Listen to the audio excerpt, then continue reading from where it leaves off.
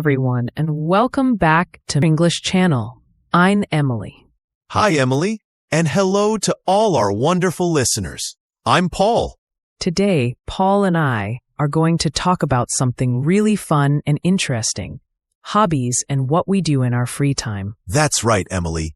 Hobbies are so important. They help us relax, learn new things, and just enjoy life more.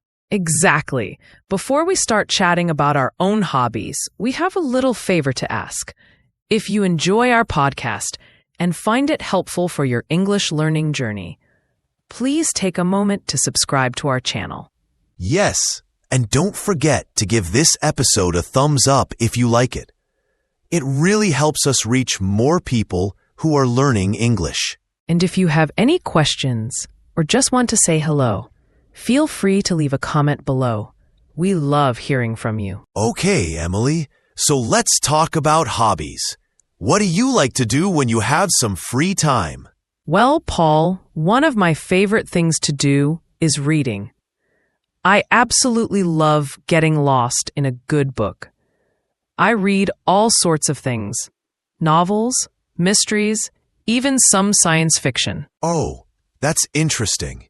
I'm not a huge reader myself, but I can see the appeal. It's a great way to learn new vocabulary too, isn't it? Definitely. And it helps with understanding different sentence structures. What about you, Paul? What do you enjoy doing in your free time? I'm a bit more active. I really enjoy playing sports. Football is my favorite, both watching and playing. I also like going for runs in the park. That sounds like a good way to stay healthy and get some fresh air. Do you play football with a team? Yes, I play with a local amateur team on the weekends. It's a lot of fun and a great way to socialize. That's fantastic. It's so important to have hobbies that involve other people, especially for practicing your English in a social setting. Absolutely. And what other hobbies do you have, Emily? Just reading? No, not just reading. I also really enjoy cooking and baking. I find it very relaxing to try out new recipes, and the best part is you get to eat the results. Laugh. That's definitely a bonus. What kind of things do you like to cook or bake? I like to try dishes from different countries. I've made pasta from Italy, curries from India, and even some traditional Brazilian dishes.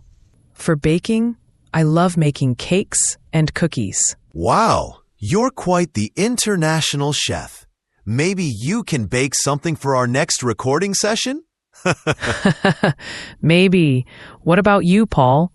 Any other hobbies besides sports? Yes, I also enjoy listening to music. I have a huge collection of songs, and I love discovering new artists. I listen to music when I'm working out, when I'm relaxing at home, even when I'm commuting. Music is a great hobby. What kind of music do you like? I like a bit of everything, really. Rock, pop, jazz, sometimes even classical music. It depends on my mood. That's cool. It's good to have diverse tastes.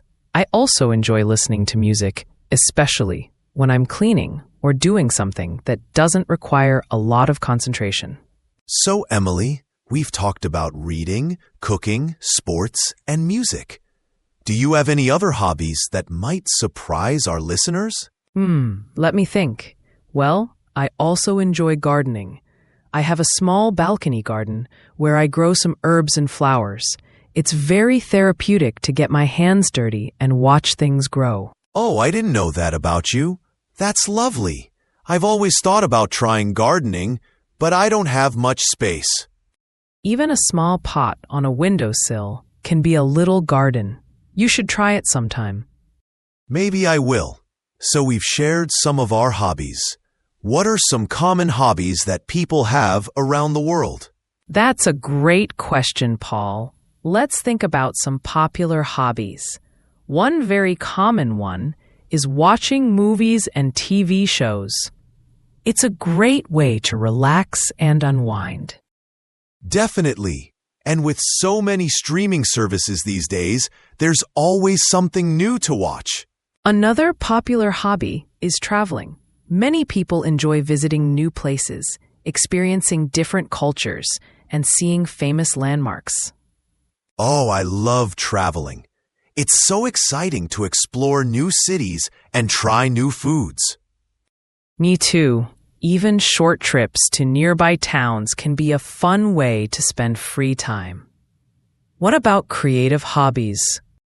Yes, those are also very popular. Things like painting, drawing, writing, and playing a musical instrument. Exactly. These hobbies allow people to express themselves and develop new skills. And then there are collecting hobbies. Some people collect stamps, coins, comic books, or even vintage items. That's right.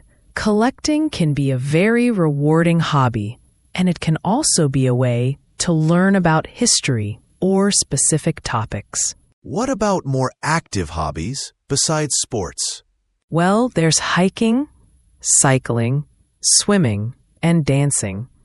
These are all great ways to stay fit and have fun at the same time. And don't forget about gaming.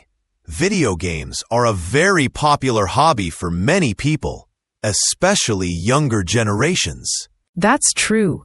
Gaming can be a way to socialize with friends online and challenge yourself with different types of games. It seems like there are endless possibilities when it comes to hobbies.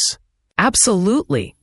And it's so important for everyone to find something they enjoy doing in their free time. It helps with stress, boredom, and overall well-being. So, Emily, what advice would you give to someone who wants to find a new hobby? That's a good question. I would say first, think about what you enjoy doing. What makes you feel happy and relaxed? Yes, that's a great starting point. Consider your interests. Are you interested in being creative, being active, learning new things, or socializing? Exactly. Then try out different things. You might not find the perfect hobby right away, so don't be afraid to experiment. And don't worry about being good at it at first. The most important thing is to have fun. That's so true, Paul. Hobbies are about enjoyment, not perfection. You could also try joining a club or a class related to an activity you're interested in. This is a great way to meet new people who share your interests. That's a fantastic idea. For example, if you're interested in photography, you could join a local photography club.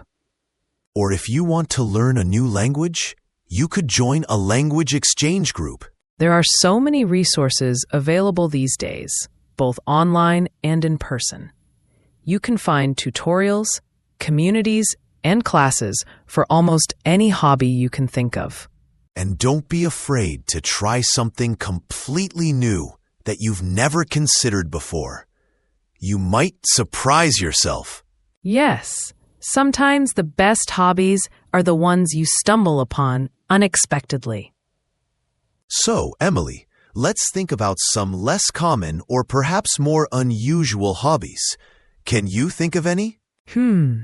Unusual hobbies. Well, some people enjoy bird watching, which is the activity of observing wild birds. Oh, that sounds quite peaceful.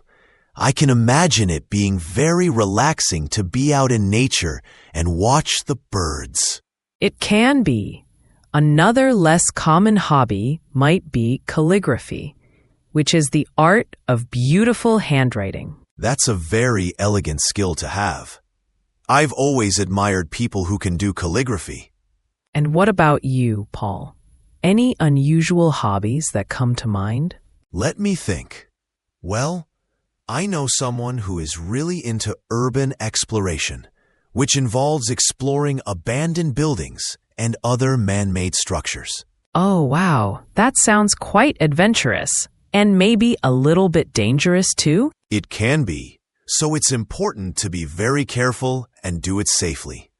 But for some people, it's a fascinating way to see forgotten parts of a city. That's certainly different.